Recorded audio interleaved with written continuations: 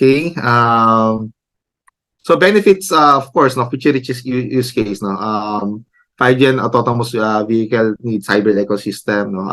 You do have some sensors, but for entire environment telemetry, no, most likely you need a central location kung saan kayo nagre-report, and then pababa sa'yo yung information to make the, let's say, yung mga autonomous vehicles decision, no. And to a degree, this is happening now. If you use Waze, diba, yung telemetry mo gets transmitted to the cloud, and that basically is pulled and gets broadcasted to all the users, giving them the benefit of determining saan traffic, saan mas mabilis dumaan, saan may issue. And of course, that's not without flaw.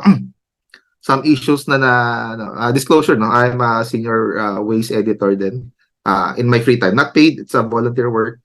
So, what we do notice is if may data na missing, no? May mga tao na naglalakad, naka-on yung Waze, so that makes it an anomaly sa system, or yung mga nakamotor na naka-Waze, no? Tapos hindi nila tinag yung device nila as motorcycle, so akala nung system it's ang bilis sa ere na to, pero karamihan pala nakamotor, no? Pero yung mga kotse nakatukod na traffic, no? But I think Waze is doing some machine learning telemetry, no, to figure out na kahit hindi mo iset kung yung behavior mismo ka motor, they would tag you as motor, and hindi sasama yung data mo sa traffic computation.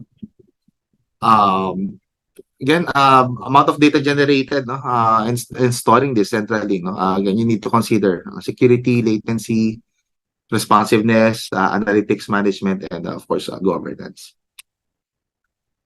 So cloud, they were really designed for big data analytics kasi you could provision a lot of compute power, storage, memory, no, at the push of a button, and of course your credit card.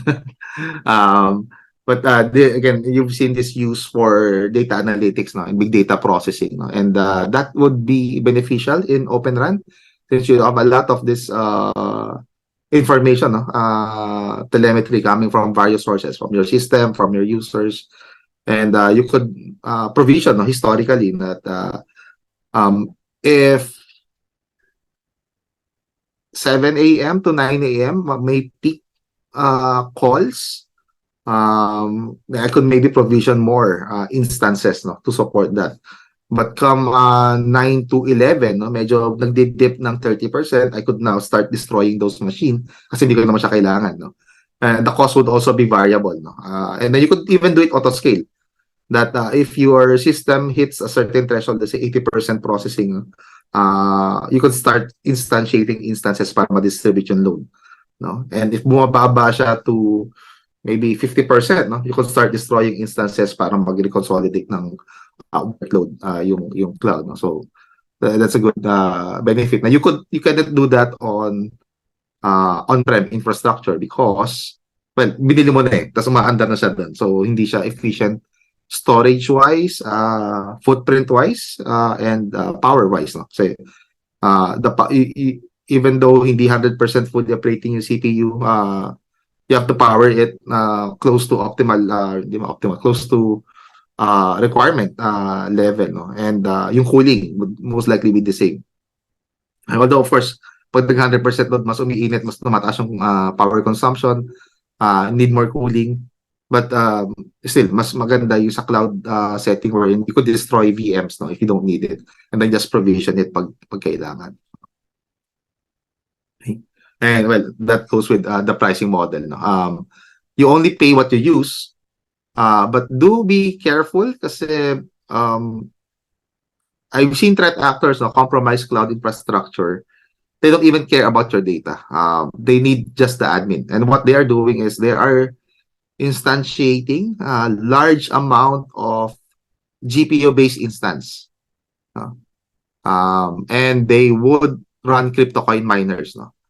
And I've seen organization that was charged 10 million, okay? And when we computed, yung kinita lang ng threat actor was 2 million, but it doesn't matter sa kanila kasi that's 2 million on their on their pockets na, and they're not gonna be the one gonna pay the 10 million, diba? It's not the threat actors, it's the users, no? So it's a very expensive lessons learned.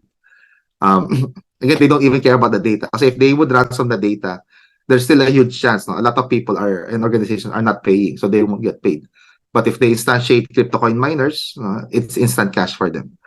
And what I saw, at least on this instance, no, what I saw the threat actors did was they even attempted to check no, when is the billing cycle.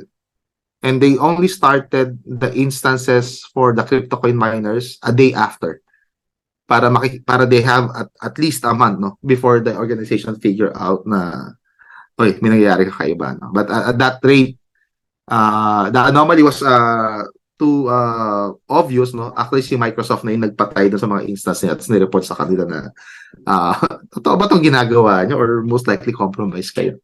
And when they check, well, it was the threat actor using their instances. No? Regulatory compliance benefits. No? They are doing a lot of provisioning ng data centers, no? But not for the Philippines, unfortunately. Ito, hindi natin makuha yung benefit nito yet. There are some talks na mag-open down ng data center si AWS. Not sure yet on ano na yung status for at least for the Philippines. No? Okay. So trends in cloud computing, no? We have multi-cloud assumption. Again, they're not just relying on one vendor alone. Usually are running various vendors, no? AWS, Azure, GCP, even Linode comes into picture, no? Even just to get the data as a backup. There's also edge computing to decentralize, no? And push computing power, especially for latency sensitive applications to the end user. No? Compute it there, kung ano man yung result, you push it back to the cloud. So I think if you were watching Apple no, event this week, this is one of the changes that they made sa Apple Watch Ultra 2. Wherein yung Siri sa watch, usually i-record lang yung voice mo, then i-upload sa cloud for processing. And for those of you using Siri, that is useful for the most part, no, but sometimes it's annoying. With the increase of compute power ng Apple Watch Ultra 2, Apple said now you could now process that data within the watch, no, and again just notifying the cloud after it was processed. So that's a welcome use case, and that's an example of edge computing. Again, pushing it to the users, no, as close to the users as possible, no, to minimize latency. There's also serverless computing, like AWS Lambda, and of course AI and machine learning using cloud. Tends to be expensive, no? But sometimes it's more economical than buying various graphics card. So with the boom of crypto coin mining, in the legal way, no, a lot of people are buying these cards, and the law of supply and demands dictate that this graphic cards tends to be very expensive at this rate. So yeah, just some description of multi-cloud, edge computing, serverless, and AI machine learning.